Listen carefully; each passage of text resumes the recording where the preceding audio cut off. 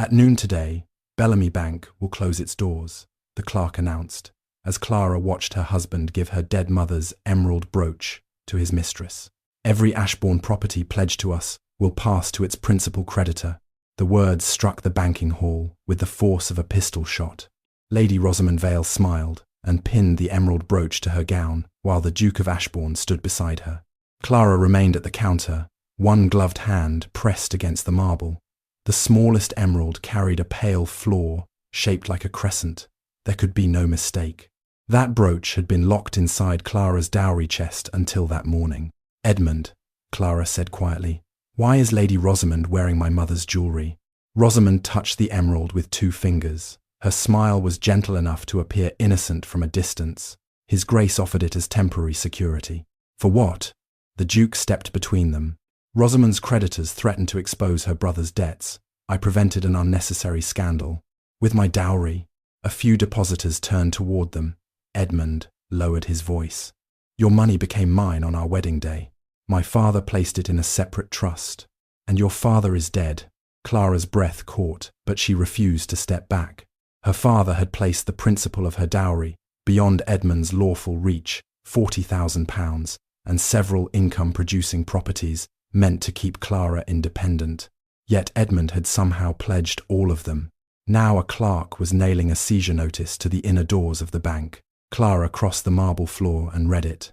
Bellamy Bank would surrender every property pledged against Ashbourne's debts to its principal creditor at precisely noon. The list included the Western Farms, the Northumberland Mills, 30 tenant cottages, and the dower house where Edmund's widowed aunt lived. It also included Clara's trust. "You pledged the entire estate," she said. "I pledged what was required. To rescue your mistress." Rosamond's cheeks reddened, but Edmund's expression hardened. "You will not use that word. Then give me a more honest one." The Duke seized Clara's wrist. His grip was not violent enough to attract the guards, but it was deliberate enough to warn her. "You will surrender the final key to your father's account chest. If you refuse, I will inform the trustees that you are obstructing the repayment of lawful debts. The trustees would demand proof. They have already accepted my statement." Clara understood then what else she had lost. Edmund had not merely spent her money. He had used his title to persuade the men charged with protecting it that his wife was irrational, disobedient, and unfit to manage her own financial interests. Her reputation had been pledged before her dowry. She pulled her wrist free. "You may tell the trustees whatever you please. You will not have the key." The bank clock showed 11:43. Clerks hurried between counters, carrying bundles of documents toward the rear offices. Depositors pounded on the locked cash windows. Somewhere beyond the main doors, a woman screamed that her family's savings were inside. Clara forced herself to ignore the rising panic. Banks did not usually close while deposits were still arriving. Bellamy's weekly summaries, which she had reviewed for her father's warehouses, showed money entering the bank until late the previous evening. Nor did a principal creditor seize property without first presenting a schedule of default. She examined the notice again. At its bottom lay a disc of dark red wax, stamped with a ship beneath 3 stars. Clara knew that seal. "Marlowe Atlantic was dissolved 12 years ago," she said. "Its seal was surrendered to the Crown. Yet someone had used it that morning to seize Ashbourne." Clara leaned closer. A fine strand of black silk had been pressed into the wax. Her father had taught her that certain lenders embedded thread in their seals, so a broken document could not be resealed unnoticed. This thread had not broken. The notice had been prepared before it reached the bank. "Who gave you this order?" Clara asked the clerk. The young man glanced toward the manager's office. "I cannot say, Your Grace." "You announced it to an entire hall. I was told to read the words and answer nothing." "By Mr. Bellamy?" The clerk swallowed. "By the principal creditor." Rosamond moved toward the doors. "We should leave, Edmund. This crowd may become dangerous." But Clara saw something pass between Rosamond and the clerk. Not recognition, exactly, but expectation. Rosamond had known which question Clara would ask. She had also known there would be no answer. Clara looked at the clock again. 11:46. 14 minutes remained. She reached beneath her cloak and closed her fingers around the iron key hanging at her waist. It opened her father's account chest, but the chest contained no money. It held old correspondence, rejected contracts, and private credit records stretching back 20 years. If the Marlowe Company had truly returned, its name would appear there. Edmund extended his hand. "The key, Clara." "No." His face darkened. "Do not compel me to have you searched." "You may humiliate me before every person in this bank," she replied. "But if you take this key, you will destroy the only chance we have of learning who will own Ashbourne at noon." For the first time, uncertainty flickered across his face. Then the bank manager emerged from his office, carrying a sealed envelope. "Your Grace," he called. Both Clara and Edmund turned. The manager did not approach the Duke. He walked directly to Clara and held out the envelope with a trembling hand. On its front, in ink faded nearly brown, was her maiden name, Miss Clara Harcourt. Beneath it appeared a second line in her father's unmistakable handwriting. "To be delivered if Lord Vale ever gains access to Clara's marriage reserve." Clara stared at the message. Her father had written it 6 years before his death, and somehow he had known exactly what her husband would do. Clara broke the seal with her thumb. Inside the envelope lay a single sheet covered in Thomas Harcourt's narrow handwriting. "My dearest Clara, if this letter has reached you, Ambrose Vale has found a way into your marriage reserve. Years ago, he used his niece to approach a debtor whose estate he intended to strip. I fear Ashbourne may be his next target. Trust the records, Clara, not the promises of frightened men." Before Clara could read further, Edmund snatched the letter from her hand. His eyes moved quickly across the first lines. The colour drained from his face. "You told your father about Rosamond?" "I had never heard her name while he was alive." "Then this is a fraud." Rosamond came closer, but Edmund folded the letter before she could see it. "Give it back," Clara said. "I will have my solicitor examine it. You have already taken my money, my mother's jewellery, and the income meant to protect your tenants. You will not take my father's last warning." She held out her hand. For several seconds, they faced each other while the banking hall dissolved into chaos around them. A porter dragged a bench against the main doors. An elderly gentleman shouted that he had deposited £800 that morning. 2 clerks slipped through a side passage carrying metal cash boxes. Then a man in a worn brown coat caught one clerk by the sleeve. "Those boxes belong to the depositors." The clerk struck his arm away, and the box fell. Papers scattered across the marble floor. Clara recognized the man immediately. Mr. Finch. Samuel Finch had served as her father's chief bookkeeper for nearly 15 years. After Thomas Harcourt's death, Edmund had dismissed him from the Ashbourne accounts, claiming that a duke should not employ a man who smelled of ink and warehouse dust. Finch bowed to Clara, breathing hard. "Your Grace, I came as soon as I heard." Edmund's mouth tightened. "You are no longer employed by this family." "No, Your Grace. That is why I am still free to speak honestly." Clara almost smiled. Finch gathered the fallen papers. One was a transfer receipt from the Ashbourne estate. She saw Edmund's signature at the bottom and a sum large enough to cover 6 months of tenant repairs. Her husband had once praised the estate for surviving 2 poor harvests without borrowing a pound. He had accepted the admiration of Parliament, never mentioning that Clara had renegotiated grain contracts, extended small loans to struggling tenants, and sold unused timber before its value fell. For 4 years she had balanced Ashbourne's expenses every Thursday night. After Edmund dismissed Finch, he forbade her from entering the estate office. Within 6 months, Ashbourne began borrowing. "Did Bellamy Bank finance all of my husband's recent loans?" Clara asked. Finch glanced at Edmund. "Answer her," the Duke ordered. "Bellamy supplied the money," Finch said, "but the loans were purchased almost immediately by another creditor, the Marlowe Atlantic Trading Company." Finch went still. "How do you know that name?" Clara pointed to the seal on the notice. "He studied it without touching the wax. That company was dissolved." "So I believed." Finch examined the black thread embedded in the seal. His eyes narrowed. "Thomas used white horsehair in Harcourt seals. Marlowe used blue linen, never black silk." Clara looked back at the seizure notice. "Then, the seal is false. The emblem may be genuine," Finch said, "but whoever used it did not know the company's authentication method." A bell rang once from the locked teller area. 11:50. The sound stirred the crowd into fresh panic. Edmund seized Finch by the shoulder. "If the notice is fraudulent, tell the bank to open the counters." I have no authority here. I am a duke, and the bank holds your debts. The truth silenced Edmund more effectively than any insult. Clara took advantage of his distraction and pulled the letter from his hand. Rosamond reached for it at the same moment. Her fingers brushed the page. Clara stepped away. You seem unusually interested in a message you consider meaningless, Lady Rosamond. I am interested in protecting Edmund. From my father? From your obsession with controlling his estate. Clara folded the letter and placed it inside her bodice. No one will read the remainder. Until I am somewhere, it cannot be seized. Edmund's face hardened. You are leaving with me. No, you have made your choice.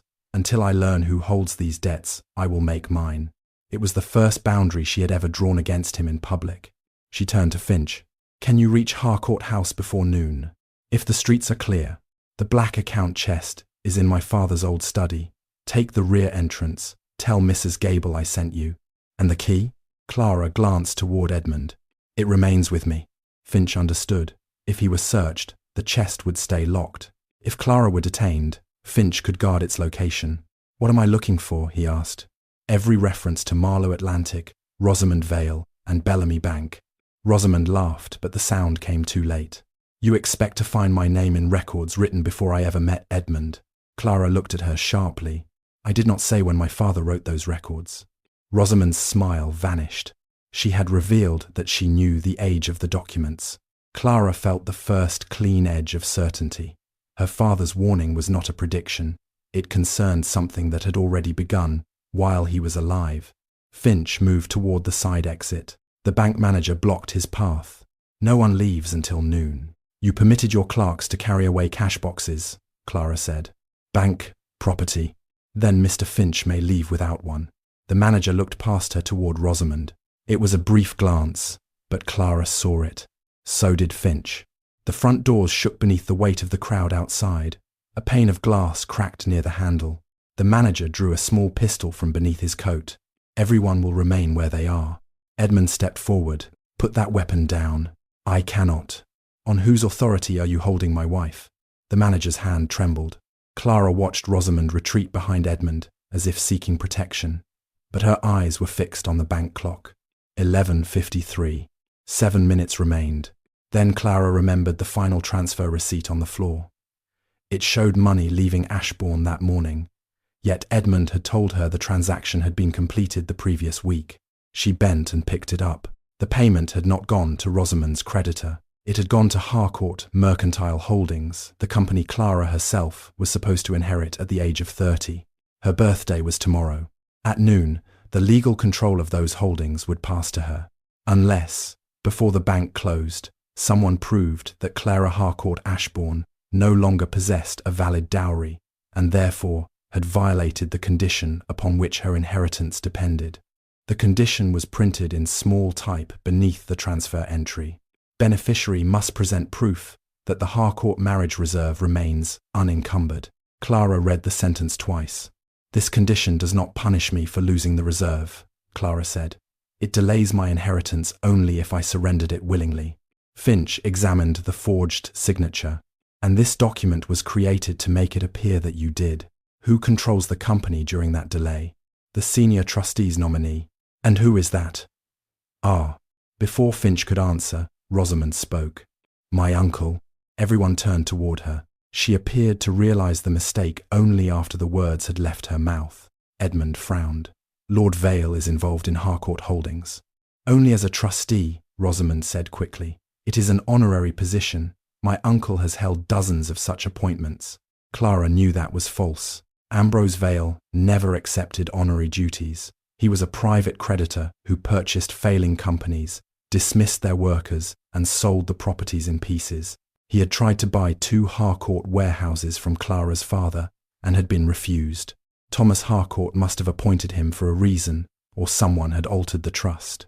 The clock showed 11:54. Mr. Bellamy, Clara said to the manager, open your records room. His grip tightened around the pistol. No. If this bank holds my marriage reserve, I have the right to inspect the transfer authorizing its withdrawal. Your husband authorized it. My husband is not the beneficiary of the Harcourt reserve. Edmund stared at her. You told me the dowry became available to me upon marriage. The income did, not the principal. You never explained that distinction. I explained it when you dismissed Mr. Finch. I explained it again before you signed your first Bellamy loan. You said financial details bored you. A muscle moved in Edmund's cheek. Rosamond touched his sleeve. She always does this. She hides behind technical words, then claims you were too foolish to understand them. Clara waited for Edmund to remember. 3 weeks earlier, she had placed a written warning on his desk. It stated plainly that any attempt to pledge the reserve could delay her inheritance and expose Ashbourne to litigation. He had returned it, unopened, with a note across the front. My solicitor says the matter is settled. Now he looked toward the manager's office, where the same folded warning lay partly visible beneath a brass paperweight. He saw it. Clara knew he did. But Edmund turned away. If my solicitor approved the transfer, it was lawful. Rosamond's relief lasted only an instant, yet Clara caught it. There it was the moment he could have questioned the document, demanded the records, or admitted he had ignored his wife. Instead, he chose the answer that protected his pride. Clara moved toward the manager's office. The pistol rose. "Stop." "No," she said. The bank manager's hand shook more violently. Clara had negotiated with frightened merchants before. Fear rarely made men unpredictable without a reason. Mr. Bellamy was not afraid of the crowd or the Duke. He was afraid of failing someone. She looked at Rosamond. "Your uncle ordered him to hold us here until noon." "That is absurd." "Then tell him to lower the weapon." Rosamond said nothing. Finch moved beside Clara. Edmund stepped in front of both of them, placing himself between the pistol and his wife. It was an instinctive act. For one brief second, Clara saw the man who had once crossed a flooded road to reach her overturned carriage. Then Rosamond whispered, "The crowd will blame you if someone is killed." Edmund hesitated. The manager used that hesitation to retreat into his office and lock the door. Clara heard a bolt slide into place. 11:56. Through the office's glass partition, Mr. Bellamy pulled open a cabinet and began feeding papers into the coal fire. "He is destroying the transfer records," Finch said. Clara searched the counter. A brass speaking tube connected the public hall to the clerk's room beyond the locked teller windows. Beside it sat a wooden rack filled with numbered claim tokens, small ivory discs issued whenever a customer deposited documents for safekeeping. Clara lifted the speaking tube. "This is Duchess Ashbourne. Any clerk who preserves the Harcourt transfer records will receive protection from prosecution and 1 year's wages from my private income." Edmund stared at her. "You cannot promise that." "I just did." For a moment, nothing happened. Then a woman's voice answered through the tube.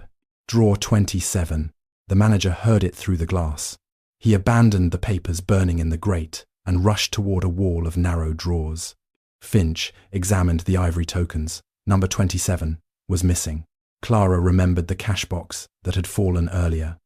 Among the scattered papers lay a disc that one clerk had kicked beneath a bench. She dropped to her knees and reached into the darkness. Her fingers closed around a smooth ivory token marked 27. A mundane object worth less than a penny had become the only means of identifying the drawer before its contents burned. The bank manager unlocked drawer 27. It was empty. His face collapsed. The female clerk had already removed the records.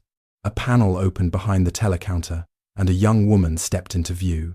Her grey sleeve was torn, and soot marked her cheek. Beneath her arm she carried a flat packet wrapped in oilcloth. "I am Mary Sutton," she said. "Your father paid for my schooling after my mother died, Your Grace. I will not let them erase what he protected." The manager raised the pistol toward her. Edmund lunged across the counter. The weapon fired into the ceiling, filling the hall with smoke and falling plaster. Finch dragged Mary through the open panel, while Clara caught the oilcloth packet. The clock began its final sequence of warning chimes. 11:58. Clara untied the cord. Inside lay the authorization that had transferred Clara's dowry. Her name appeared beneath Edmund's signature, accompanied by the falcon seal stolen from her dressing room. "I did not sign this." Finch pointed to a black fibre trapped in the wax. "The same silk as the false Marlowe notice." Clara looked toward Rosamond. Then the same person prepared both documents. Before Clara could show Finch, the bank clock struck 12. The sound rolled through the hall. Outside, The crowd fell silent. A key turned in the main doors, but no one inside had touched them. 6 men in dark coats entered, followed by Lord Ambrose Vale. He carried a silver-headed cane and a document bearing the Crown's revenue seal.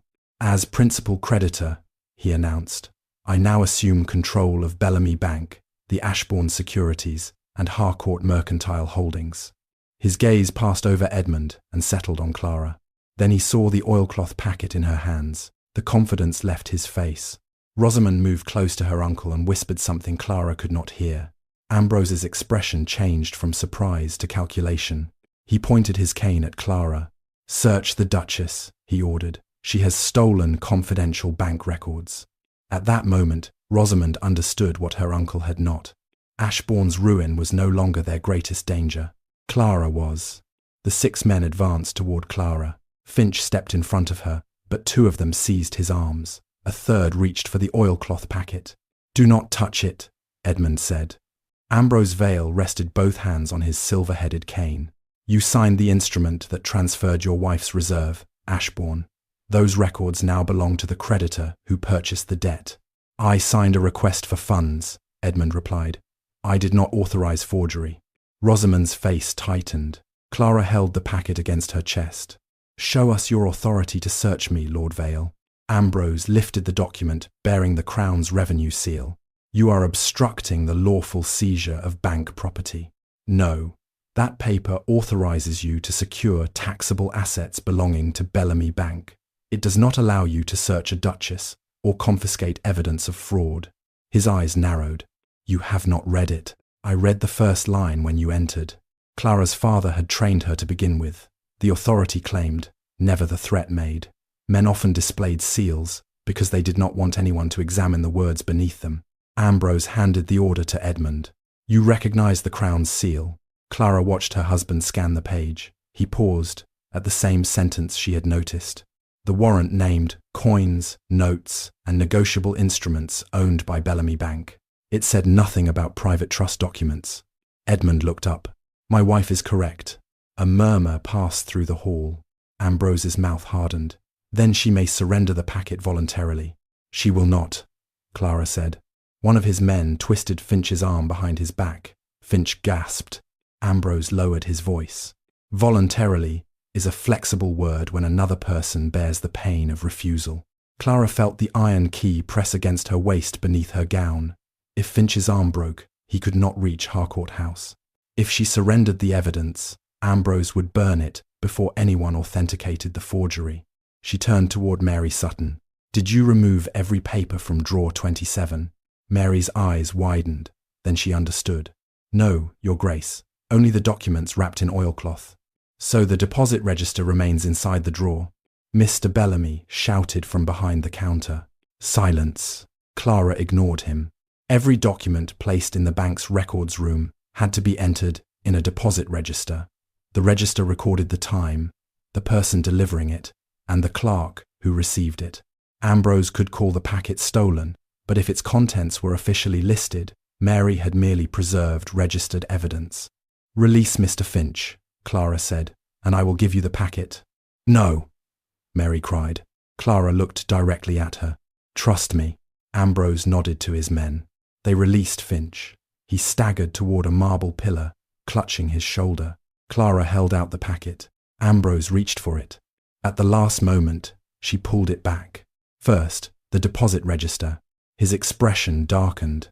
"You are not in a position to bargain. You cannot destroy a registered document without proving that it once existed. If the register confirms these papers were deposited before your seizure began, their disappearance will become your responsibility." The crowd was listening now. Depositors who had been shouting for their money turned toward Ambrose. His authority depended upon appearing lawful. If they believed he was destroying bank records, the 6 men surrounding Clara would not be enough to control the hall. Ambrose released Finch with a dismissive gesture. "Bring the register." Mr. Bellamy did not move. "Bring it," Ambrose repeated. The manager unlocked drawer 27 and removed a narrow book bound in green cloth. He handed it across the counter. Clara placed the oilcloth packet on the marble surface but kept one hand upon it. With the other, she opened the register. The most recent entry had been written that morning.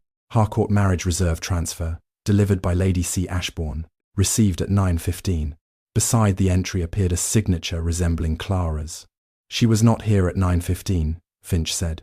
Her carriage passed my office shortly before 11. Rosamond stepped forward. Perhaps she sent a servant. The entry states that I came personally, Clara said. Then the clerk made an error. Mary shook her head. I did not make that entry. Mr. Bellamy's face went grey. Ambrose picked up the packet. This proves nothing except poor record-keeping. It proves someone needed the forged authorization inside the bank before I learned my dowry was gone, Clara replied. It also proves that person expected the bank to close today. A man near the doors shouted, "Who delivered it?" Others joined him. "Where is our money? Who emptied the vault?" Ambrose raised his cane, and his men formed a barrier around him. Pressure shifted through the crowd like wind through wheat. Clara saw a child trapped between two adults near the cracked doors. The boy could not have been more than 8. His mother was trying to reach him, but the crowd pushed her backward. "Open the side entrance," Clara ordered. Mr. Bellamy clutched the keys. "No one leaves. The child will be crushed. If I open it, they will rush the door." Clara climbed onto a bench. "Listen to me." Few people obeyed at first. Then Finch struck his walking stick against the marble floor, 3 times the old signal used at Harcourt warehouses when wagons blocked the loading yard. Several merchants recognized it and fell silent. Clara pointed toward the side entrance. "Form 2 lines. Women with children first. Elderly depositors next. Everyone else will receive a numbered ivory token recording their place. If you break the line, you surrender your claim." "Who guarantees our deposits?" someone demanded. Clara looked at the green register. "I do."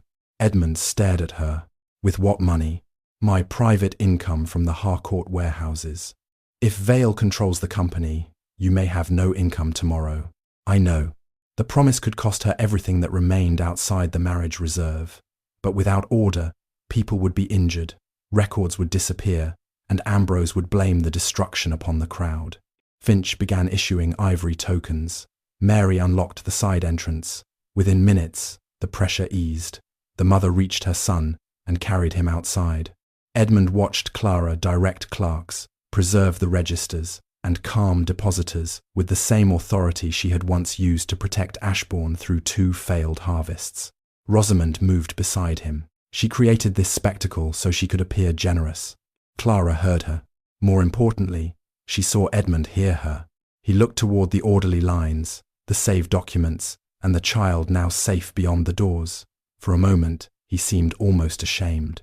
Then Ambrose spoke loudly. "Her Grace has admitted personal responsibility for Bellamy's depositors. Record her promise." A clerk began writing. Clara realized the trap. By protecting the crowd, she had given Ambrose a claim against her private income. If he controlled Harcourt Holdings tomorrow, he could argue that her guarantee must be paid from assets he administered. Rosamond smiled. Clara had solved the immediate crisis, and her enemies had already begun turning that victory into evidence of financial recklessness. Ambrose tucked the oilcloth packet under his arm. Clara let him take it. He did not know that while everyone watched the packet, Mary had torn the original forged authorization along a natural fold. Ambrose carried only the half bearing Clara's false signature. The other half, bearing Edmund's signature and the black silk thread, was hidden inside the green register. Mary glanced toward the packet beneath Ambrose's arm. Did he take the evidence? He took the half he expected to find, Clara replied. She closed the green register over the hidden page. We kept the half he cannot explain. Clara placed the register in Mary's hands. Do not give this to my husband. Do not give it to me. Take it only to an independent solicitor. As Ambrose led his men toward the side entrance, Clara saw Rosamond remove one glove. A thin black thread was tied around her wrist. Edmund saw it too. His gaze moved from the thread to the broken seal in the register, then to Clara. She opened the book to the hidden half of the authorization and placed it before him. Ask her where she obtained the silk, Clara said. Rosamond stopped at the doorway. For the second time that morning, Edmund was given the chance to demand the truth. Edmund looked at the black thread around Rosamond's wrist. Where did you obtain it? Rosamond did not answer at once. Her uncle's men waited by the doorway. while the remaining depositors watched from their orderly lines. At last, she lifted her bare wrist. It came from a mourning ribbon.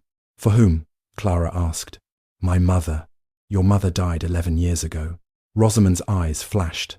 Grief does not obey a calendar. Clara placed the torn authorization beside the false Marlowe seal. Both pieces of wax contained the same smooth black fibers. This silk was used to authenticate 2 forged documents. "And thousands of women own black ribbon," Rosamond replied. "Perhaps you planted it yourself." Edmund touched the thread with his thumb. Clara saw recognition in his face. "You wore that ribbon at Ashbourne House," he said. Rosamond's expression softened. "Because you told me black suited me." It was a carefully chosen answer. It reminded him of their intimacy while offering no explanation.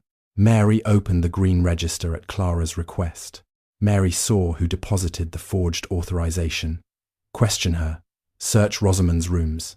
Send 1 rider to the Crown's archive and learn who has custody of the original Marlowe seal." Ambrose turned back from the doorway. "My niece will not submit to a search because a jealous wife has invented a conspiracy." "Then remain here," Clara told Edmund. "Examine the dates yourself." Edmund's gaze settled on his signature. Clara waited. He could stop Ambrose from leaving. He could protect Mary, preserve the records, and delay the transfer until a magistrate examined the forgery. He needed only to admit that his wife might have told him the truth. Rosamond placed a trembling hand over her mouth. "You promised I would never again be dragged through a public scandal." Edmund looked at her. Clara saw the decision happen before he spoke. Rosamond's distress allowed him to become her protector. Clara's evidence required him to become accountable. He chose the easier role. "No one will search Lady Rosamond," he said.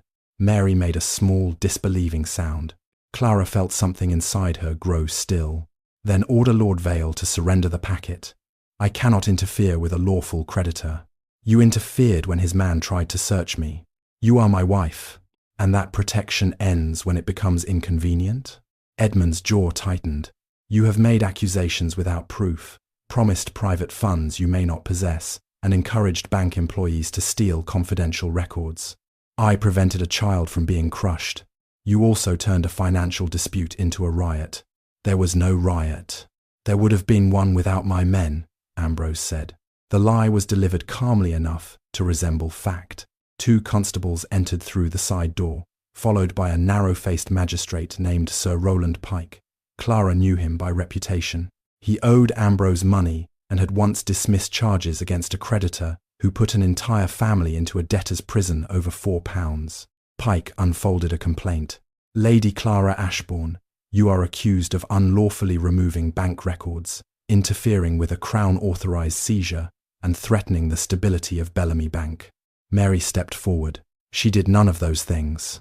Pike did not look at her. "I also have a petition requesting temporary protection of the Harcourt inheritance from an irresponsible beneficiary." Clara turned to Edmund.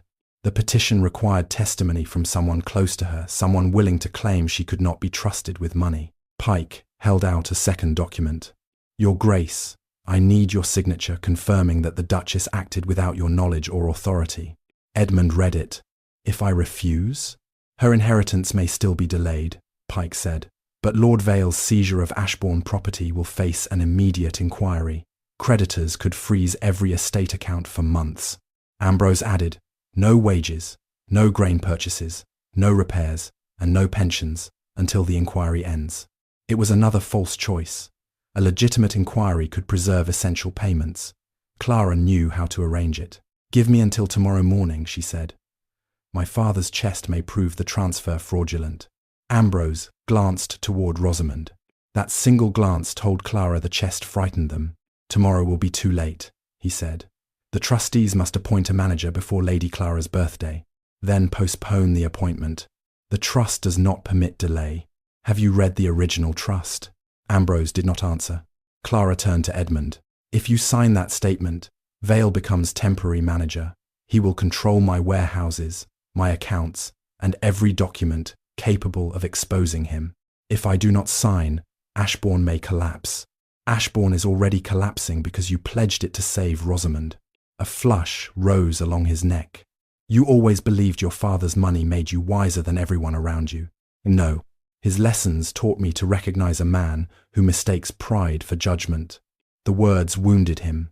Clara saw it, and Ambrose saw it too. Pike offered the pen. Edmund could still refuse. Instead, he signed. The scratch of the nib was almost lost beneath the noise of the crowd, yet Clara heard it more clearly than the pistol shot. With that signature, Edmund declared that she had acted without authority. Pike immediately stamped the petition. Ambrose Vale became temporary manager of Harcourt Mercantile Holdings until the trustees could determine Clara's fitness. The choice did not merely abandon her, it placed her enemies inside everything her father had built. Pike gestured toward the constables. "Take Mrs. Sutton into custody for removing bank property." "No," Clara said. "I instructed her to preserve the packet. Charge me." Mary seized Clara's hand. "Your Grace, you cannot. If they imprison you, they silence the only clerk willing to testify." Clara removed the iron key from beneath her gown and pressed it into Finch's palm while her cloak concealed the movement. "Go to Harcourt House," she whispered. "Do not open the chest until Mary is safe." Finch closed his fingers around the key. One constable approached Clara, but Edmund blocked him. "You will not put my wife in a common cell." Pike gave an impatient sigh. "Then she may remain under confinement at Ashbourne House, provided your Grace guarantees she cannot interfere with the seizure." Edmund looked at Clara. "You will return home. My father's house is my home now." "You no longer control it," Ambrose said. That was the moment her goal changed. She would not save the marriage. She would not protect Edmund from the consequences of his signature. She would protect Mary, Finch, the depositors, and the Harcourt workers, and she would do it beyond her husband's control. Clara held out her wrists to the constable. "I accept responsibility for preserving the records, but I do not recognize Lord Vale's claim." The constable hesitated, then escorted her toward the waiting carriage without shackles. As Clara passed Rosamond, she noticed a corner of paper protruding from the woman's reticule. It bore a shipping schedule and the Harcourt Falcon.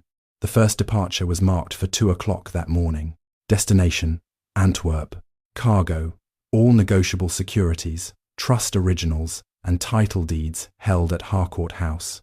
Ambrose did not intend merely to manage her inheritance. Before sunrise, he intended to remove every asset and every piece of evidence from England. Clara entered the carriage without resisting. The constable sat opposite her, one hand resting near his baton. Through the open door, she watched Edmund speak privately with Ambrose Vale. Rosamond stood between them, her reticule pressed tightly against her skirts. The shipping schedule still protruded from it. 2 o'clock. Clara had less than 14 hours to stop the removal of the securities. Edmund climbed into the carriage and closed the door. "You forced me to sign." Clara looked at him. "No, Lord Vale frightened you. Rosamond appealed to you. Your pride answered them, but the signature was yours. If I had refused, every Ashbourne account would have been frozen." "Who told you that?" "Pike, a magistrate indebted to Vale. And you expect me to trust a bank clerk and a dismissed bookkeeper instead? I expect you to examine evidence before sacrificing another person." Edmund turned toward the window. The distance between them felt greater than the crowded London streets outside. When the carriage reached Ashbourne House, the front doors stood open. Men carried account books, silver boxes, and rolled deeds into 2 black wagons bearing no company name. Edmund leaped down. "What is this?" Ambrose's chief agent, Mr. Crowther, met him on the steps. "Assets under temporary management, Your Grace. You will remove nothing from my house. The Harcourt Trust maintains offices in the East Wing. Lord Vale's appointment gives him control of all property held there. I gave no permission for wagons. Your permission is no longer required." The words landed harder than Edmund expected. He had imagined that appointing Vale would restrain Clara while leaving his own authority untouched. Instead, his signature had placed another man inside his home. Clara stepped down from the carriage. A footman named James stood near the doors. His lip was bleeding. 2 of Ambrose's agents had torn the Harcourt livery badge from his coat. "What happened?" she asked. "I tried to stop them from entering your father's office." Crowther smiled. "He assaulted a lawful agent." "He defended his mistress's property," Clara said. "No servant will be dismissed or punished for obeying my prior instructions. You are no longer authorized to instruct them." Then I am speaking as the woman who will pay their legal defense. The constable touched her elbow. You are to remain in your apartments. Clara looked at James. Fine, Mrs. Gable, tell her the kitchen must prepare enough food for every servant and worker ordered from this house tonight. It sounded like a domestic instruction. James understood it as a warning. If Ambrose intended to empty Harcourt House, Clara's servants would gather in one place, count who was missing, and carry messages through the delivery entrances Vale's agents did not know. Edmund followed Clara into the entrance hall. Why would workers come here tonight? Because when the warehouses close, they will have nowhere else to go. They are not closing. Clara pointed toward a box carried down the stairs. It contained the brass wage stamps used to authorize payment at all 3 Harcourt warehouses. Without them, foremen could not withdraw payroll money.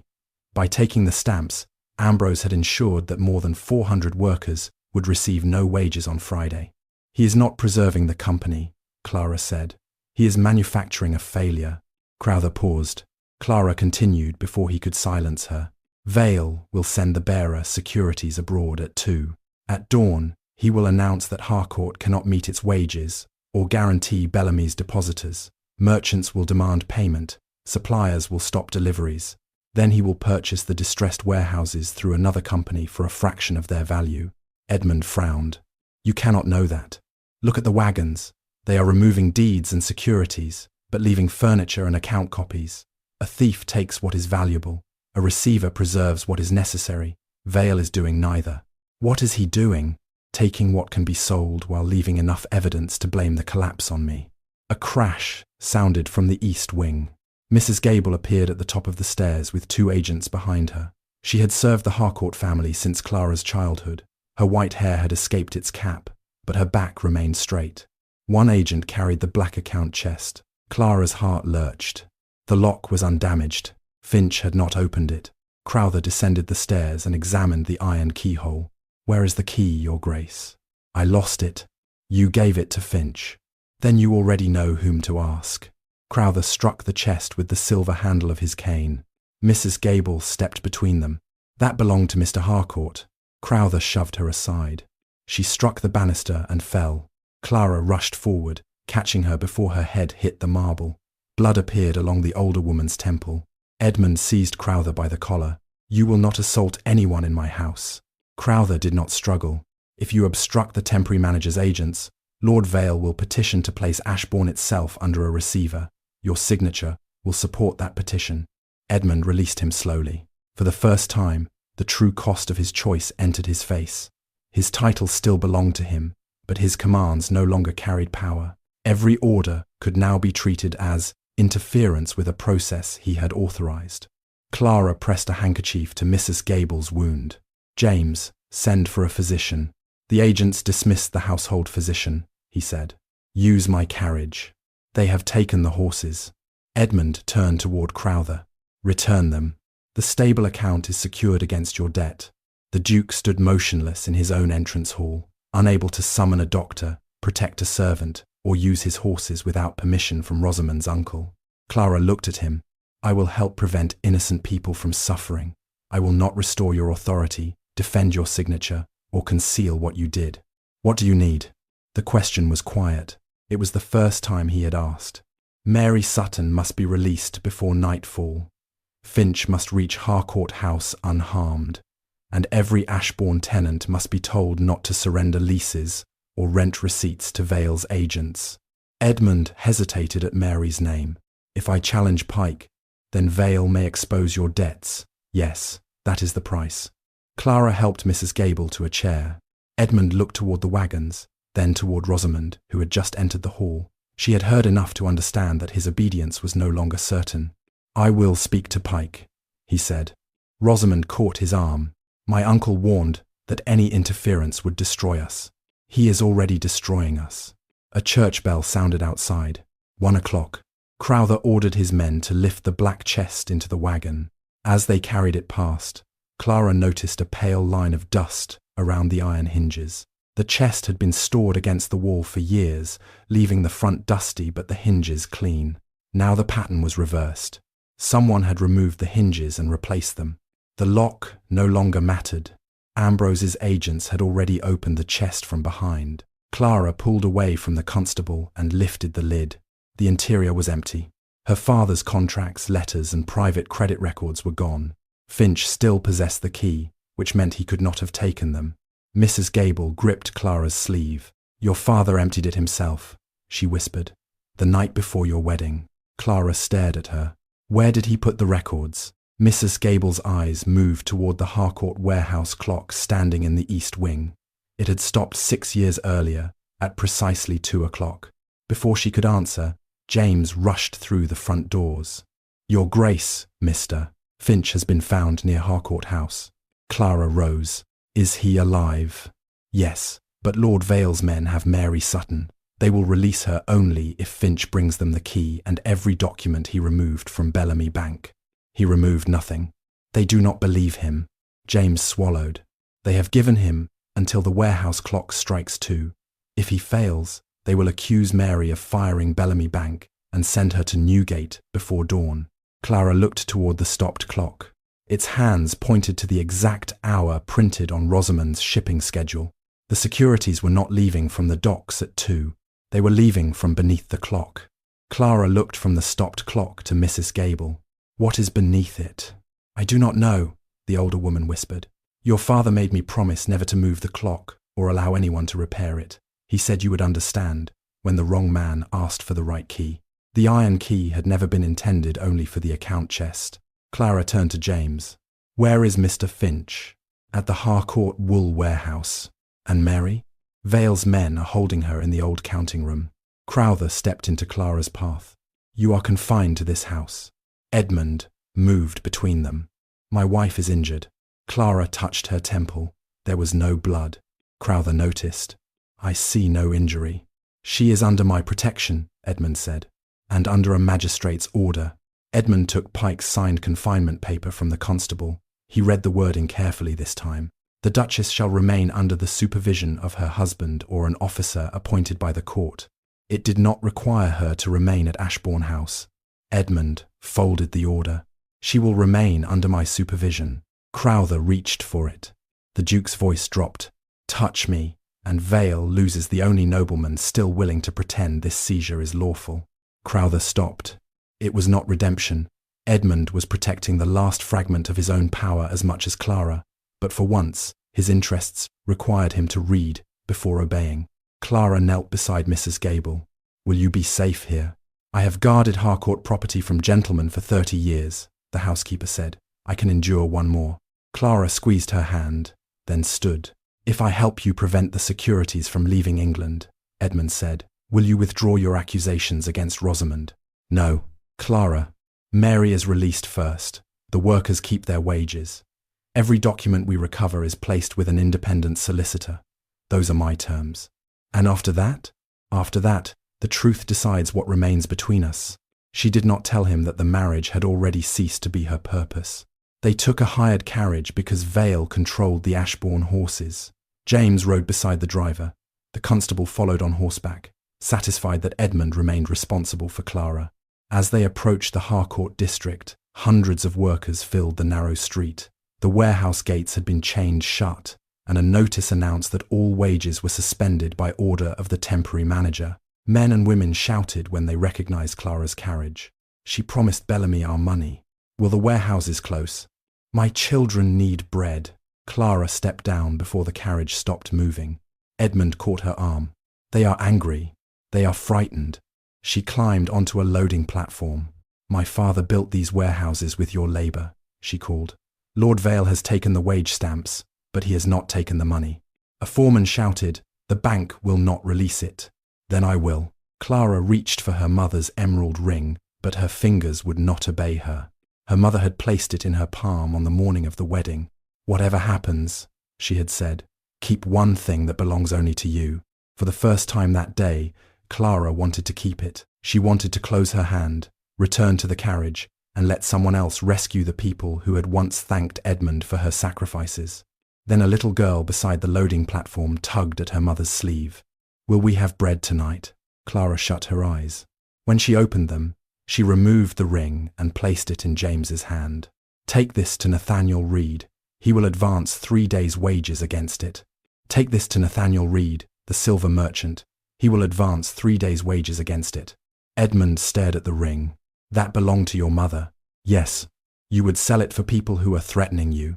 "They are not threatening me. They are asking whether my promise means anything." The crowd quieted. Clara appointed 3 foremen to witness the wage list and ordered every payment recorded twice. Her father had taught her that trust was strongest when no one person controlled the account. As the workers formed lines, an elderly loader approached Edmund. "Your Grace, tell the Duchess we have not forgotten the winter grain." Edmund frowned. "What grain?" "When Ashbourne's northern harvest failed. Her Grace bought grain through Harcourt and told us it came from your estate stores." Another worker added, "She used warehouse profits to keep the tenant cottages from being seized." Edmund looked at Clara's bare hand. "You once told me you would never part with that ring. I believed I would never need to protect my workers from my own husband." He had no answer. Only then did Edmund understand that Clara had not merely surrendered money. Each time, she protected his name. Something that belonged to her had quietly disappeared. Edmund looked at Clara. "You told me my steward had arranged that. Your steward had already spent the relief fund. Why did you let me believe otherwise?" "Because at the time I thought protecting your authority would protect the tenants." "And now?" "Now I know silence only protected your pride." He lowered his eyes. For the first time, his regret had no speech prepared to disguise it. The warehouse clock tower rose above them. Its great face remained frozen at 2. Inside, they found Finch tied to a chair near the counting room. A bruise darkened his cheek, but the iron key still hung from a cord beneath his shirt. Mary was locked behind an iron door. Clara examined the lock. "No keyhole," she said. Finch nodded toward the clock mechanism above the counting room. "The door is controlled by the old cargo pulley. Vale's men changed the counterweight. If we force it, the upper platform will fall." Clara looked at the ropes, chains, and brass gears. She had spent her childhood in that warehouse. The clock did more than mark time. It once synchronized the loading doors so carts could enter without colliding. Her father had stopped it after discovering that someone was altering shipping times. "Bring me the ivory token from drawer 27, she told Mary through the door. Mary searched her apron pocket. "I still have it." The token contained a square opening at its center. Clara fitted it over a small brass peg beneath the clock casing. It turned perfectly. A narrow panel opened. Inside lay a leather ledger, the original Harcourt Trust, and a packet of correspondence tied with blue linen thread, the authentic thread once used by Marlowe Atlantic. Every item carried Thomas Harcourt's private falcon mark and the date of deposit. Finch reached for the ledger, then stopped. "Witnesses first." Clara called the 3 foremen inside. Each man observed the compartment before anything was removed. James wrote the time. Mary, still behind the locked door, described the position of every item aloud. Only then did Clara lift the ledger. Its pages showed that Ambrose Vale had secretly purchased Bellamy's bad debts through shell companies for more than a decade. Rosamond's supposed gambling creditors did not exist. Every payment Edmund made to save her had gone to her uncle. The final letter was from Clara's father. Ambrose plans to acquire Ashbourne through Rosamond. He requires a duke's willing signature, because fraud alone cannot transfer the entailed estate. Edmund read the line. His hand began to shake. "Your father knew. He suspected. And you spent 6 years protecting an estate they meant to steal. I protected the families who lived upon it." Edmund looked as if he wanted to apologize. Clara closed the ledger. "Release Mary first." Using the clock mechanism, she reset the counterweight and opened the iron door. Mary stumbled out, and Finch caught her. "We need an independent keeper," Clara said. "Mr. Reed's solicitor has an office across the street." James wrapped the trust, ledger, and letters in canvas. The foreman signed his custody note. Edmund added his signature as a witness. They had taken only 3 steps into the loading yard when Rosamond appeared on the upper platform. Ambrose stood beside her with 2 armed agents. "You were correct, Uncle," Rosamond said. She led us directly to it. An agent pulled a lever. The cargo gates slammed shut, trapping the workers outside and Clara's group within. Ambrose pointed his pistol at James. "Put down the canvas packet. Clara's evidence had been discovered, witnessed, and authenticated. Now the man exposed by it intended to take it before it crossed the street. James placed the canvas packet on the warehouse floor. Ambrose kept the pistol aimed at his chest. "Kick it toward me." "No," Clara said. Rosamond leaned over the railing. "If your servant obeys, no one needs to be hurt." Clara looked at the three foremen who had witnessed the discovery. One agent guarded the upper stairs. Another stood beside the lever, controlling the cargo gates. The workers outside struck the iron panels, but the doors had been built to withstand the weight of loaded wagons. "Let Mary and the foreman leave," Clara said. "Then you may have the packet." Ambrose smiled. "You still believe you are negotiating.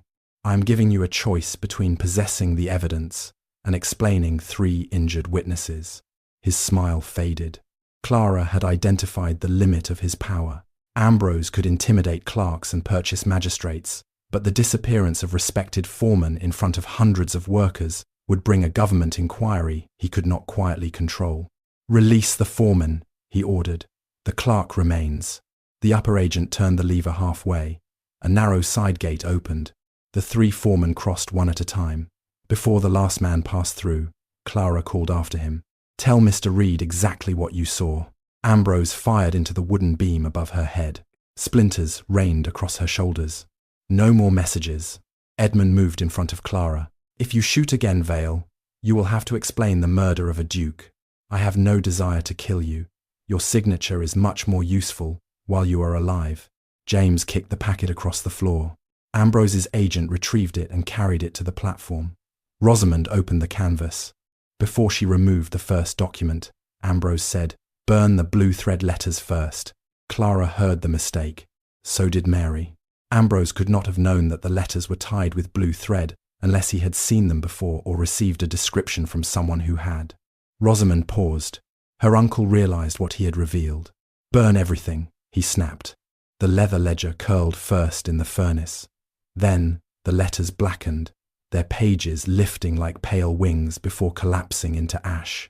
Finally, Rosamond held up the original trust. "You will need this tomorrow," Clara said. "We need only the amended version lodged with Lord Vale's trustees," Rosamond replied. She dropped the trust into the fire. The red wax melted across the iron grate. Ambrose descended the stairs. "You have no records now, no inheritance, no company, and no means of honouring the guarantee you made to Bellamy's depositors. We have witnesses. You have 3 labourers, a dismissed bookkeeper, a servant, and a clerk accused of theft. I have a duke's signed statement declaring you financially irresponsible." He turned toward Edmund. "Unless, of course, your grace wishes to deny your own signature." Edmund's face changed. Clara knew what the truth would cost him. His statement had persuaded Pike to confine her and appoint Ambrose. If Edmund admitted that he had signed without honest grounds, he could be accused of presenting false testimony to a magistrate. His creditors would withdraw their remaining confidence. His political allies would abandon him. Rosamond approached him slowly. "You were trying to save Ashbourne." Edmund looked at her. "Were your creditors ever real? My family's debts are private. Did 1 penny of Clara's dowry save your brother?" Rosamond glanced toward Ambrose. That was answer enough. Edmund stepped away from her. "Open the gates." Ambrose raised the pistol again. "You are in no position to command me." "No," Edmund said, "but I can make myself useless to you." He took Pike's confinement order from his coat and tore it in half. Then he faced the workers visible through the gaps in the gate. "My statement against the Duchess was false." His voice carried through the warehouse. "I had seen evidence that her signature was forged. I chose to disregard it. I signed because I feared the exposure of my debts and the loss of my estate." Rosamond seized his arm. "Stop." He pulled free. "Clara warned me before I pledged her reserve. I returned her warning unopened. Every seizure made upon the claim that she acted irresponsibly rests upon testimony I gave dishonestly." Workers beyond the gate fell silent. James repeated the confession in a louder voice so those farther back could hear. Ambrose struck Edmund across the face with the pistol. The Duke fell against a crate. Clara rushed toward him, but 2 agents caught her arms. Ambrose's composure had finally cracked. "You have destroyed your credit, Ashbourne. I destroyed it when I trusted you." "No, you destroyed it when you listened to your wife." Ambrose ordered the gates opened. Constables waited outside with Sir Rowland Pike. The foreman had summoned help, but Pike had arrived first. Ambrose handed him the amended trust and accused Clara, Finch, Mary, and James of breaking into company property. The burned documents, he claimed, had been fraudulent papers Clara created to seize her father's business before her birthday. Pike accepted the accusation without examining the furnace. Edmund stepped forward. "I withdraw my statement against my wife." "You may withdraw nothing tonight," Pike replied. "Your confession raises doubts about your own fitness and credibility." Clara understood Ambrose's final attack. Edmund's costly truth freed her from his false testimony, but it also allowed Pike to dismiss anything he said in her defense. By evening, Clara and her allies were confined in separate rooms at Harcourt House. Ambrose occupied her father's study. Notices appeared at every warehouse announcing that Clara's inheritance had been suspended indefinitely. The wage advance was stopped. Bellamy's depositors were informed that Clara's guarantee had no legal value. At 10 the next morning, the Harcourt trustees would meet publicly to confirm Ambrose as permanent manager. Clara sat alone in her childhood bedroom, with the ivory token from drawer 27 hidden in her sleeve. For the first time, Clara allowed herself to believe that Ambrose might win. Her father's records were ashes. Mary and Finch had suffered because they trusted her. Hundreds of workers were waiting for wages she might no longer be able to provide. She pressed the token into her palm until its edges hurt. "What if you trusted the wrong daughter?" she whispered into the empty room. No answer came. Clara lowered her head and wept, not gracefully or silently, but with the exhaustion she had denied since the bank doors closed. Mary had slipped it to her before the constables separated them. The token was the only object Ambrose had not burned. Clara turned it in the candlelight. On one side was the number 27. On the other were 3 faded letters. C. R. Clara's breath caught. "Certified Chancery receipt," she whispered. "My father lodged a court copy." Ambrose had burned the originals, but he had not destroyed the truth. Clara tore a strip from the lining of her sleeve and wrapped it around the ivory token. Using the burned end of a match, she wrote 6 words on the cloth. "Ask Chancery for Harcourt, receipt 27. She concealed the bundle beneath her empty supper plate. For the first time since entering the room, Clara had made a decision that Ambrose could not reverse. Rosamond had revealed that Vale's trustees possessed an amended version. If Ambrose presented it tomorrow, Clara could force him to explain why its language differed from the certified court copy. But she could not send anyone to Chancery. Pike had isolated her allies, and Ambrose's guards controlled every door. The door opened, and Rosamond entered alone. "You should be celebrating," Clara said. "Tomorrow you may possess everything you wanted. I wanted you to understand what it feels like to lose the protection of money. This was never only about Edmund. My mother begged your father for a loan. He refused her. She died owing money to every shopkeeper in our street while you grew up surrounded by warehouses. Your uncle offered ships he did not own as security. My father refused to help him commit fraud. You always have a respectable explanation, and you turned your mother's suffering into permission to ruin hundreds of innocent families." Rosamond's composure cracked. "I wanted to see your face when Harcourt money protected someone else." Clara looked at her steadily.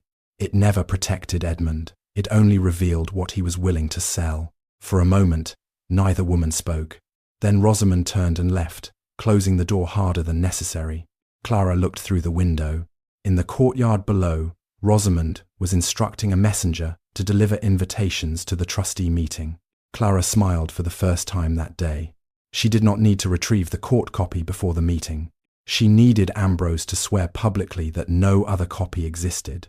Then she would use his own messenger to bring the truth into the room. At midnight, a maid entered with Clara's supper. Jane had worked at Harcourt House since she was 12 and still carried trays through the old service passages. Ambrose's men had never bothered to inspect. Clara lifted the empty bowl and passed Jane the bundle she had hidden beneath it.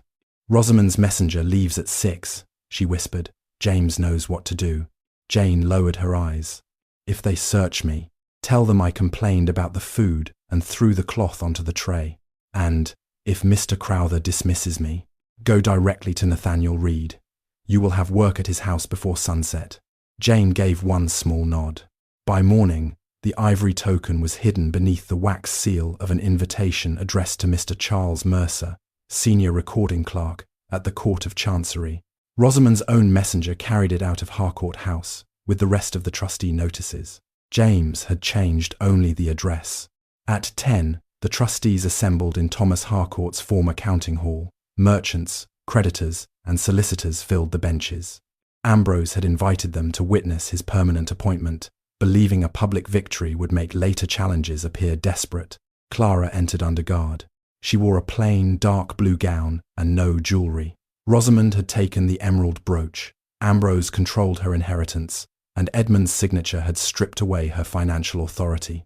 Yet every person in the hall turned toward Clara rather than the man seated in her father's chair. Ambrose struck the table with his cane. This meeting will determine whether Harcourt Mercantile Holdings requires permanent protection from Lady Clara Ashbourne's reckless conduct. Sir Rowland Pike sat beside him. Rosamond occupied the chair once used by Clara's mother. Edmund stood at the rear of the room. A bruise darkened one side of his face. No Ashbourne solicitor accompanied him. By confessing his false statement, he had lost the political allies who once hurried to answer his letters. Ambrose began with the strongest accusation. Yesterday, Lady Clara promised her private income to Bellamy's depositors, despite knowing that income was already encumbered. She then encouraged employees to remove confidential records and entered a warehouse under temporary management. "I entered property that becomes mine today," Clara said, "only if you fulfilled your father's conditions." He displayed the amended trust. Its final page stated that if Clara's marriage reserve became depleted for any reason before her 30th birthday, Ambrose Vale would assume permanent control of Harcourt Holdings. Several trustees murmured. Clara looked toward Mr. Hollis, the oldest man at the table. "Did my father ever tell you that Lord Vale would inherit control?" "No," Hollis said. "He told me his daughter would control the company at 30. Pike interrupted. "Private recollection cannot outweigh a signed instrument." "Then let us examine the instrument." Clara approached the table. Ambrose placed one hand over it. "You are not permitted to touch company records. You wish these trustees to accept a document you will not let them inspect." The merchants began whispering again. Ambrose removed his hand. Clara did not pick up the trust. She studied it where it lay. The first page was written by Samuel Price, my father's solicitor. His letter forms leaned to the right. The final page was written by someone else. "Trusts are often amended by clerks," Pike said. "Yes, but lawful amendments identify the date, witnesses, and consideration. This one does not." Rosamond rose. Her father added it after learning Clara intended to marry a man he distrusted. Clara turned to her. "When did he add it?" "The week before the wedding." "And how do you know?" "My uncle told me." Ambrose's cane struck the floor. "My niece is not on trial." "No," Clara said. "She is merely explaining a document she claims never to have seen." Rosamond's face tightened. Clara addressed the trustees. "The 2 forged seals contain silk cut from Rosamond's ribbon," Clara said. "Mary preserved the transfer, and 3 foremen witnessed the records hidden inside my father's clock." "Those records were burned because they were fraudulent," Ambrose said. "Before you opened the packet, you ordered Rosamond to burn the blue thread letters first." Silence spread across the hall. Mr. Hollis leaned forward. "How did you know the colour of their thread?" Ambrose did not answer directly. "Thomas Harcourt discussed many records with me over the years." "Then you admit the letters existed?" Clara asked. "I admit no such thing. You just explained how you knew their appearance." Pike struck the table. "This wordplay proves nothing." Clara looked toward the doors. "Then bring in the witnesses." Ambrose smiled. "Mrs. Sutton and Mr. Finch are detained on theft charges. James has disappeared. Your foreman signed no statement recognized by this court." The counting hall doors opened. Nathaniel Reed entered with a solicitor and all 3 foremen. Each man carried a sworn affidavit, completed the previous afternoon, before Pike had ordered their detention. The affidavits recorded the location of the hidden compartment, the condition of its contents, the blue linen thread, and Ambrose's seizure of the packet. Pike examined the seals. "These statements establish only that papers existed. They do not establish authenticity." "Correct," Clara said. "That is why Lord Vale must answer one question. She faced Ambrose. Was the trust you presented today the only legally deposited copy of my father's settlement? Ambrose glanced at Rosamond. Rosamond gave the smallest nod. He stood. Yes, Thomas Harcourt lodged no counterpart with any court, solicitor, or trustee. The document before you is the sole authoritative version. Will you swear to that? I will. Pike administered the oath. Ambrose repeated the statement before every trustee, creditor, merchant, and solicitor in the room. Clara then turned to Edmund. Did you sign the withdrawal that depleted my marriage reserve? His voice was rough. Yes. Did I authorize you? No. Did I warn you that the principal was protected? Yes. Did Lady Rosamond tell you the money would satisfy her brother's creditors? Yes. And have you seen proof that her brother received it? No. Clara did not ask him to defend her character. She required him only to authenticate the choices he had made. Rosamond stood abruptly. This meeting has become a performance. No, Clara said. It has become an accounting. Footsteps sounded in the corridor. Rosamond's messenger appeared at the doors, pale and breathless. Behind him stood Charles Mercer of the Court of Chancery, accompanied by 2 court officers. Mercer carried a long document case, bound with blue ribbon. I received an invitation to attend this meeting, he announced. Attached to it was certified Chancery receipt number 27. Ambrose gripped the edge of the table. Mercer opened the case. Under that receipt, the court holds a certified counterpart of the Harcourt Marriage Trust, deposited 18 years ago and never lawfully amended. Pike rose. You cannot introduce it without authentication. I brought the registration book, the court seal, and the clerk who witnessed its most recent inspection. Mercer placed the certified trust beside Ambrose's version. The 2 documents matched until the final page. Clara looked at the trustees. One version gives Harcourt holdings to me today. The other gives control to Lord Vale. Only one existed 18 years ago. Mercer lifted his magnifying lens and bent over the seals. No one spoke. Ambrose had sworn that no court copy existed. Rosamond had supplied the false date. Edmund had authenticated the unauthorized withdrawal. The foreman had preserved the chain of discovery. Only one question remained. Which final page had been attached later? Charles Mercer placed the 2 final pages beside each other. The court copy was deposited 18 years ago, he said. Lord Vale's final page was made less than 9 years ago. Ambrose rose. A clerk may have replaced a damaged sheet. Then Chancery would possess a record of that replacement. Does it? No. He opened the certified counterpart. Thomas Harcourt's true condition was simple. Clara would inherit Harcourt Mercantile Holdings on her 30th birthday. If her marriage reserve had been taken without her written consent, the trustees were required to restore it from any assets acquired through the unauthorized transfer. Clara's inheritance had never depended upon preserving the dowry. It depended upon proving whether she had surrendered it willingly. Mercer compared the seals. The Chancery copy contained blue linen fibres, the authentic mark used in transactions connected to the dissolved Marlowe Company. Ambrose's amended trust contained black silk. The same silk appeared in Clara's forged signature seal, the false seizure notice, and the ribbon Rosamond had worn around her wrist. Rosamond backed away from the table. Black silk can be purchased anywhere. Mary Sutton entered between 2 court officers. Not that silk, Pike protested. This woman is under arrest. Her detention order was based upon testimony the Duke of Ashbourne has withdrawn, Mercer said. The Chancery officers released her. Mary faced the trustees. I saw Lady Rosamond cut that silk from her mourning ribbon before sealing the transfer. You are lying, Rosamond said. No, mister. Bellamy answered from the doorway. She is not. James closed them. Finch entered behind him, carrying Bellamy Bank's green deposit register. Hidden inside its binding was the torn half of the transfer authorization bearing Edmund's signature and the black silk thread. Mr. Bellamy entered under guard. His shoulders had collapsed with defeat. Ambrose pointed at him. This man altered the records. At your order, Bellamy said, you purchased my bank's bad debts through 3 false companies. When I could no longer conceal the losses, you promised to protect my family if I admitted Lady Rosamond's papers and closed the bank at noon. Ambrose's face became rigid. Bellamy continued. Lady Rosamond stole the Duchess's seal at Ashbourne House. I witnessed her press it into the transfer authorization. Lord Vale supplied the amended trust. Sir Rowland Pike agreed to appoint him temporary manager once the Duke declared his wife irresponsible. Pike stood so quickly that his chair fell. "This is the confession of a criminal."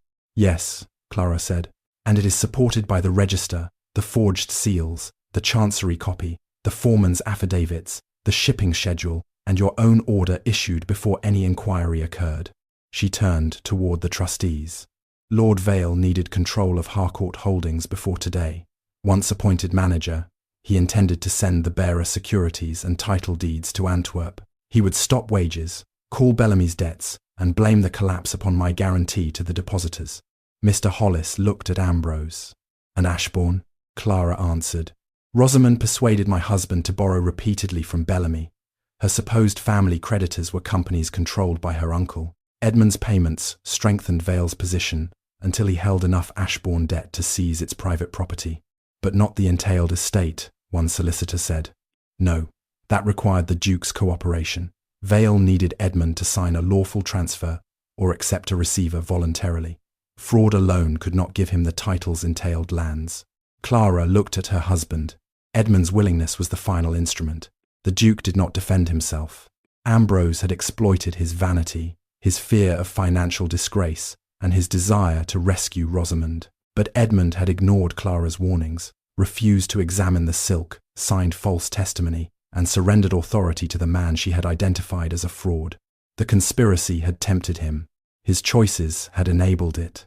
Ambrose reached for his cane, but a court officer took it from him. For the first time, he had no document, weapon, or purchased official left to protect him. Rosamond rushed toward the side door. Mary stepped aside rather than touch her. 2 officers blocked the exit. Ambrose Vale was charged with fraud, forgery, coercion, theft, destruction of evidence, and perjury. Rosamond was charged with conspiracy, theft of Clara's personal seal and jewellery, forgery, and attempted unlawful removal of trust assets.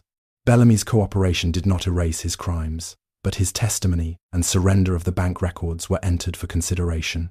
Sir Rowland Pike was suspended, pending an inquiry into corruption and abuse of judicial authority. The trustees voted unanimously. Ambrose's appointment was void. Clara Harcourt Ashbourne became the lawful controlling owner of Harcourt Mercantile Holdings on her 30th birthday. Clara crossed the counting hall and placed the warehouse keys in Mary's hand. "No one will ever again remove a record without your signature." Outside, the wage bell began to ring. Workers who had waited through the night watched the payment windows open one by one. At Bellamy Bank, an elderly woman became the first small depositor to receive her savings. She counted the coins twice, then pressed them against her chest. Finch returned to the credit office. James and every dismissed Harcourt employee received their positions, lost wages, and written protection against retaliation. Clara stood beneath her father's clock and listened as relief moved through the building, not as applause, but as doors opening, names being called, and promises finally being honoured. Only after Clara's property, authority, and reputation had been restored did Edmund approach her. They stood alone in her father's study, while officers removed Ambrose's forged records from the counting hall. "I remember the first winter at Ashbourne," Edmund said. "The tenants thanked me for grain I never purchased. You accepted their thanks." "I did. You accepted many things that belonged to me." He lowered his eyes. "I believed your competence diminished me. No, your need to own it diminished you. I saw the silk and still chose Rosamond's explanation. Yes, I signed against you because the truth would have exposed my debts. Yes." He looked at her then. "I do not ask you to forgive me. That is the first honest thing you have offered without demanding something in return." He flinched, but he did not argue. The private moment ended without an embrace, a promise, or absolution. Before the assembled trustees, workers, depositors, and court officers, Edmund made the correction publicly. "My wife did not squander her dowry, steal bank records, or endanger Ashbourne. She warned me repeatedly. I ignored her, spent property entrusted for her security, and gave false testimony when she exposed the fraud." He surrendered every non-entailed Ashbourne asset available to him, including the London house, his racing stable, and the family silver to repay Clara's marriage reserve, and compensate the depositors harmed by his borrowing. The entailed estate remained with his title, but it entered strict financial supervision. Edmund lost his parliamentary influence, his London standing, and the unrestricted authority he had valued above his wife's judgment. Clara required a formal legal separation, a separate residence, and enforceable control of her property. Edmund accepted every condition. Months later, the Ashbourne marriage still existed in law, but Clara did not return to her husband. At noon, on the first day of spring, she stood before the former Bellamy building. Mary Sutton now managed its records. Finch supervised its credit office. Small merchants and working families waited in the street not to demand savings from locked vaults, but to open protected accounts under transparent rules. Clara placed her father's iron key into the front door. Mary stood beside her. "What will make this bank different?" she asked. Clara looked at the families waiting beyond the doors. Money should never become a chain around someone's life. It should give them the freedom to choose what happens next.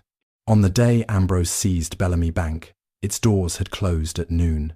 Now, as the clock struck 12, Clara turned the key and opened them herself.